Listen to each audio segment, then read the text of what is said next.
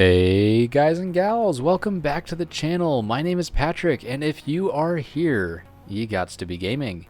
In today's tutorial, I'm going to be showing you how to put together this semi-automatic crop farm. You can grow whatever you want with this farm as long as it's carrots, wheats, potato, or beetroot.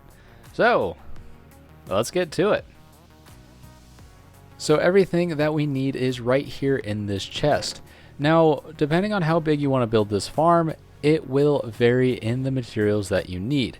The materials that will stay the same though are going to be the 8 dispensers and the 8 buckets, as well as the 56 dirt for each layer. So keep that in mind. Alright, so the first thing that I like to do whenever I am building a farm is figure out the collection system. Now I'm going to go for the more expensive route, which you can see here, just on a slightly lesser scale. So all we need to do is take ourselves some chests and place them down to where you make a row of 8 double chests like this. And once you have those down, all you're going to need to do is place yourself a hopper in the back of each one of those, and that's the basis of the collection system. Now if you wanted to, you could make this a water stream that goes all the way down to the end and collects the items in one hopper, but if you want to build this thing fairly large, that one hopper will not be able to keep up with the sheer quantity. So once you have that set up, the things you need to grab now are going to be your dirt, the glass to contain everything, and also the stairs to help contain the water. So what we're going to do here is place ourselves a 7x8 square of dirt.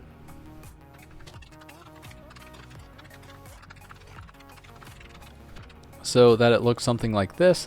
And then what we're going to do is come to the edges and place ourselves a stair facing this way, turn 90 degrees, and get the rest of the stairs to where that lower step is towards the dirt.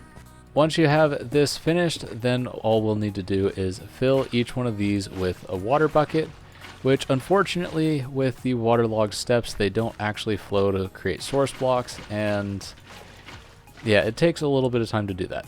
So once you have the water in there, the next thing that we need to do is make ourselves a 2-high perimeter all the way around this thing that comes over the steps and then one off the edge of that dirt.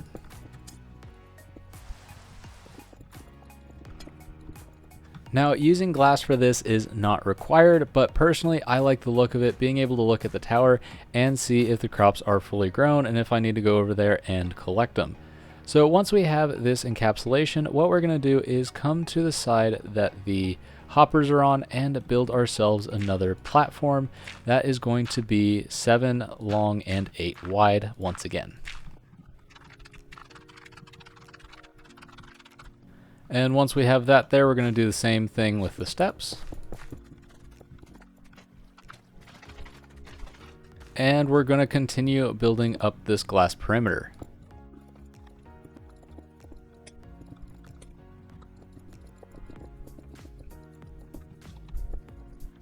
And once you have those up, we're going to add another layer of that dirt towards the back over this gap.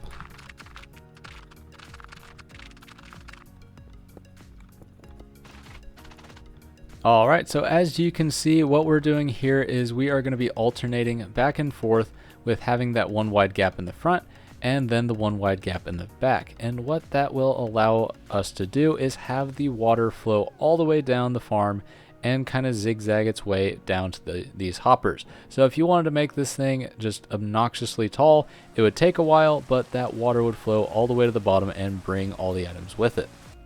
Alright, so once we have our farm as tall as we want it, at least for now, what we can do is make ourselves a way to actually get up to where we want to be. So all you can need to do is place yourself some ladders all the way up to that top layer.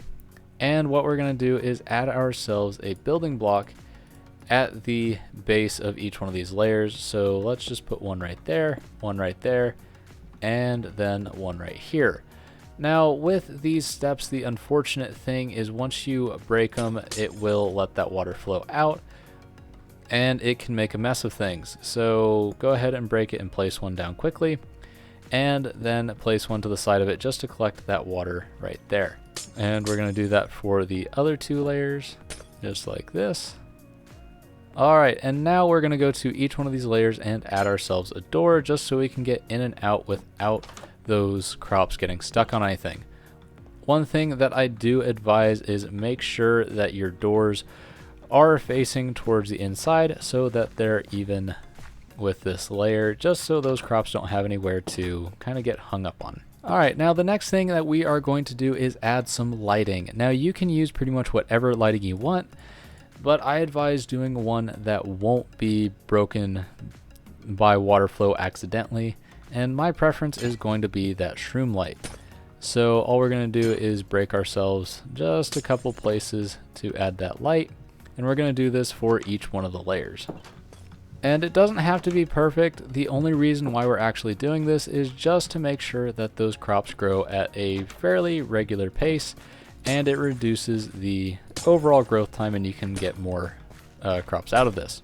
Alright, so once we have that done, what we need to do is take our dispensers up at the top level and place a row of them at the very back of the farm, facing towards the inside of it, just like this.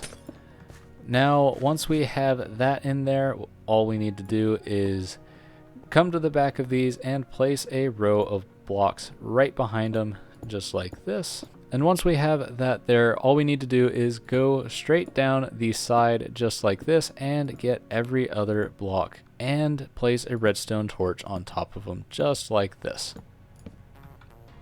Now you don't need one on the top one, but you will need one down here. And what we're going to do is dig ourselves a little tunnel all the way down below this just so we can run our redstone line to a button that we place over here. Yeah, once you have that redstone line there, make sure you close it up just so it doesn't accidentally get washed away or broken by any weird instances. Now all we need to do from here on is place ourselves a redstone line across the top like this and come back into our farm and load up our dispensers. Now you can do this in pretty much any order. The reason why I saved loading up the dispensers for last is when you are running those redstone lines, occasionally you will end up turning them on and it can just kind of make a bit of a mess of things. Now from here on out, it is very straightforward. All you need to do is plant whatever crops you actually want to put here. So you could do wheat, potatoes, carrots, beetroot, anything like that, and wait for them to grow. So we are going to need ourselves that diamond hoe, which I left over in the chest. So yay, new diamond hoe.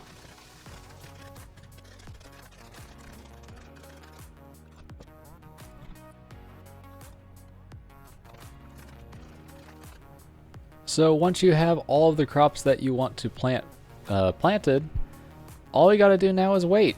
But I want to go ahead and show you how this thing works. So with the setup that we had over here with this little redstone line, all we need to do is come over to that button, give it a push, and it will dispense the water up at the top, which will push all of these crops down through the system and hopefully not lag things out too much because there's just an absolute ton of entities going on right now, and push it all the way down to these hoppers. And sometimes they might get a little caught up, but that's okay. Just let that run for a minute until it clears all that out. Flip that button again, and now you have yourselves quite a bit of wheat and lots and lots of seeds. Now it will take a little bit of time for all of those to get down into the hoppers and into the chests, but it looks like we got them all there. And the last thing that I will advise that you do for this farm is you make sure that you put a roof on the top of it, just so those spiders won't be able to get in and start messing with your crops. If you did enjoy this video, please consider hitting that like button, and if you do enjoy the videos that I've been putting out and want to see more of them, make sure you subscribe and turn notifications on, just so YouTube knows to pass on the word to you whenever another one of my tutorials comes out. But with all of that being said, thanks again for stopping by to watch this one. I hope you are all having a very blessed day. But as usual, I gots to go.